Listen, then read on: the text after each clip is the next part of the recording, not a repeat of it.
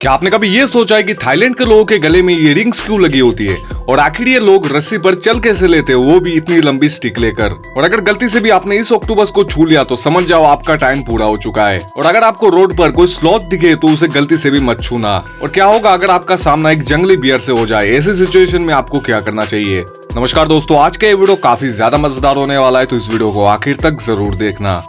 Number 1, यह है मधुमक्खियों की जिंदगी नरक करने वाला गुंडा हनी बजर्ड, जो बीज और उनके लार्वा को खाकर जिंदा रहता है। ये बस एक दो नहीं बल्कि पूरी बीज की कॉलोनी को तबाह कर देता है। और सिर्फ मधुमक्खियां ही नहीं, ये हॉर्नेट्स को भी मजे से चट कर जाता है। यहाँ तक कि दुनिया की सबसे खतरनाक हॉर्नेट एशियन जायंट हॉर्नेट को भी पकड़ कर खा जाता है। और ये उसका बाल भी बाका नहीं कर पाती, क्योंकि इसकी मजबूत पंखों वाली बॉडी मधुमक्खियों की डंक से बचने में मदद करती है। इसके अलावा इनके पैरों और गर्दन के पास स्केल्स होते हैं जो इसे और ज्यादा प्रोटेक्शन देते हैं। मजे की बात तो ये है कि ये सिर्फ मधुमक्खी और हॉर्नेट्स को मारता ही नहीं कि उनका पूरा घोंसला चुरा लेता है ताकि वो बाद में भी मजे से खा सके।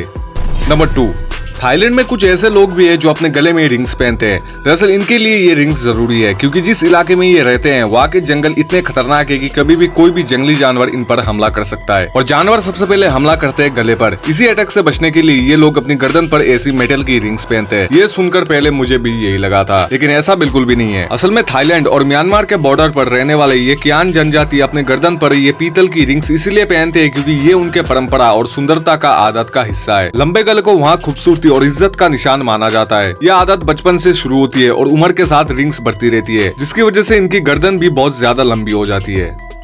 नंबर 3, आखिर ये लोग रस्सी पर कैसे चल लेते हैं, वो भी इतनी लंबी स्टिक लेकर। आपको लग रहा होगा कि ये स्टिक उन्हें और भी परेशानी में डाल देती होगी, लेकिन असल में यही वो चीज है जो उन्हें गिरने से बचाता है।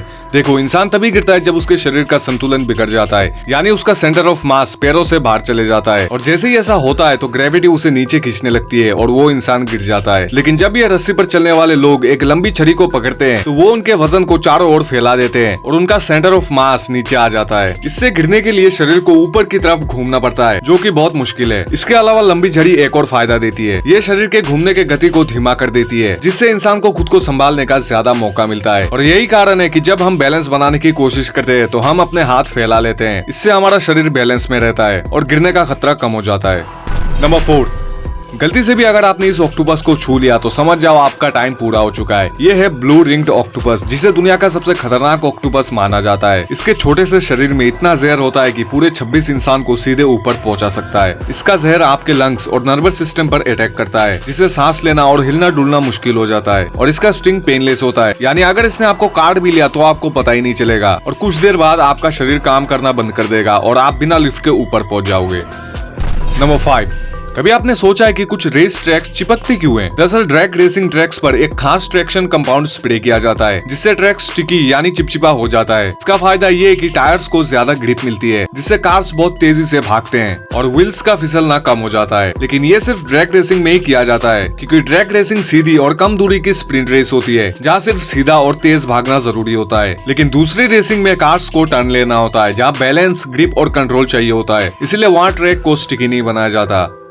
नंबर 6, क्या होगा अगर सूरज ने एक खतरनाक सोलर स्टॉर्म धरती की ओर फेंक दिया? देखो, सोलर स्टॉर्म कोई आम तूफान नहीं, ये सूरज से निकलने वाली तबाही है जो सीधे धरती पर आकर पूरे टेक्नोलॉजी को खत्म कर सकता है। इससे दुनिया भर में इंटरनेट बंद हो जाएंगे, मोबाइल नेटवर्क काम नहीं करेंगे और पूरे दुनिया में ब्लैकआउट हो जाएगा। जीपीएस खत्म हो जाएंगे, जिससे एरोप्लेन्स और शिप्स रास्ता भटक जाएंगे। साथ ही बैंकिंग सिस्टम्स क्रैश होने लगेंगे। ऐसे ही 1959 में कैरिंगटन इवेंट नाम का एक सोलर स्टॉर्म आया था, जिसने टेलीग्राफ सिस्टम को जला दिया था। और आज अगर ऐसा तूफान आ गया तो खराबी सुधारने में लगभग 10 से 20 साल लग सकते हैं। वैसे इंसानों को सीधा नुकसान नहीं होगा, लेकिन बिना बिजली और टेक्नोलॉजी की दुनिया एक अंधेरी टफ में चली जाएगी। नंबर 7, क्या होगा अगर आपका सामना एक जंगली बियर से हो जाए? ऐसे में जितना हो सके शांत रहो। भालू को लगना चाहिए कि आप उसके लिए कोई खतरा नहीं हो। धीरे धीरे पीछे हटो, लेकिन ध्यान रहे अचानक कोई भी हरकत मत करना और उनसे आई कांटेक्ट तो बिल्कुल भी मत रखना, क्योंकि वो खतरा समझकर आप पर हमला कर सकते हैं। और उनके सामने भागने की कोशिश बिल्कुल भी मत करना, क्योंकि बियर की रफ्तार 50 किलोमीटर प्रति घंटे होती है। इसलिए धीरे धीरे पीछे हटो, लेकिन उनसे नजरें मत मिलाना। भालू को डराने की कोशिश मत करना, कोई जोरदार आवाज मत निकालना, बस अपने आप को बड़ा दिखाने की कोशिश करो, जैसे हाथ फैलाना, बैग ऊपर उठाना। पर अगर वो अचानक आपके सामने हमला करने के लिए आने लगे तो उनसे बिल्कुल भी मत डरना, क्योंकि कभी कभार वो ऐसे ही डराने के लिए हमला करते हैं। पर अगर वो आप पर सच में हमला कर दे तो जमीन पर लेट जाओ और डेड प्ले करो। इससे भालू को लगेगा कि तुम उसके लिए कोई खतरा नहीं हो और वो शायद आपको छोड़ दे। नंबर 8, बचपन में शायद हम सब ने तितलियों को पकड़ने की कोशिश की होगी, लेकिन कभी आपने सोचा है कि इन मासूम सी हरकत की वजह से तितलियों पर कितना गहरा असर पड़ता है। तितलियों के पंखों पर जो चमकीला रंग होता है वो असल में लाखों करोड़ों माइक्रोस्कोपिक स्केल्स होते हैं, और जब हम उन्हें उंगलियों से दबाते हैं तो ये स्केल्स उनके पंखों से निकल जाते हैं और हमारे हाथों में लग जाते हैं। ये वो स्केल्स ही होते हैं जो उन्हें उड़ने में मदद करते हैं। इसलिए अगर ये ज्यादा निकल जाए तो तितलियों के लिए उड़ पाना लगभग नामुमकिन हो जाता है। इसके अलावा तितलियों को पकड़ने के दौरान अक्सर उनके पंख फट जाते हैं या उनका शरीर घायल हो जाता है, क्योंकि तितली बहुत नाजुक जीव है और उनका हर हिस्सा जीवन के लिए बहुत जरूरी है। तो अगली बार अगर आप किसी तितली को देखो तो बस उनकी खूबसूरती का मजा लो और उन्हें अपनी जिंदगी जीने दो।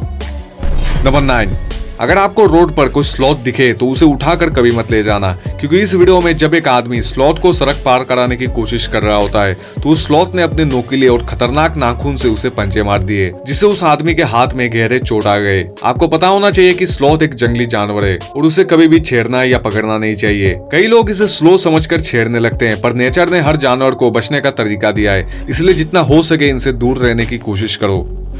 नंबर 10, स्पेस के बारे में ये फैक्ट्स आपको सोचने पर मजबूर कर देंगे। सबसे पहले हमारा 95% यूनिवर्स डार्क मैटर और डार्क एनर्जी से बना हुआ है, और साइंटिस्ट ये जानते ही नहीं कि ये डार्क मैटर और डार्क एनर्जी आखिर है क्या। नेक्स्ट, जब एक ब्लैक होल बनता है तो ये गामा रे बर्स्ट छोड़ता है। ये बर्स्ट जितनी ऊर्जा छोड़ता है वो हमारे सूरज के 10 अरब साल तक बनाई गई एनर्जी के बराबर होता है। इसलिए अगर ये गामा रे बर्स्ट धरती के दिशा में आ गई तो इंसान कुछ ही सेकंड्स में टोस्ट बन जाएंगे। और ब्रह्मांड में लगभग 10 क्विंटिलियन हैबिटेबल एक्सोप्लैनेट्स है, लेकिन फिर भी हमारा पृथ्वी एकमात्र ऐसा प्लेनेट है जहाँ जीवन है, और ये चीज मुझे सबसे डरावनी लगती है। और क्या आपको पता है कि वॉयेजर 1 शायद पृथ्वी से भी ज्यादा टाइम तक सुरक्षित रहे। इसमें हम इंसानों का आखिरी संदेश मौजूद है, और वो इस अनंत ब्रह्मांड में खामोशी से तैरता रहेगा। इसलिए अगर पृथ्वी खत्म भी हो जाती है तो शायद ये इंसानों की आखिरी निशानी होगी। तो दोस्तों, इस वीडियो को एंड करते यही पड़ी, एंड आई होप कि आप सबको आज के वीडियो काफी ज्यादा मजेदार लगा होगा। और अगर आप लोग नए हैं तो फिर मेरे इस चैनल को जरूर से सब्सक्राइब कर लेना, और मैं मिलता हूँ अगले वाले वीडियो में। And thank you so much for watching.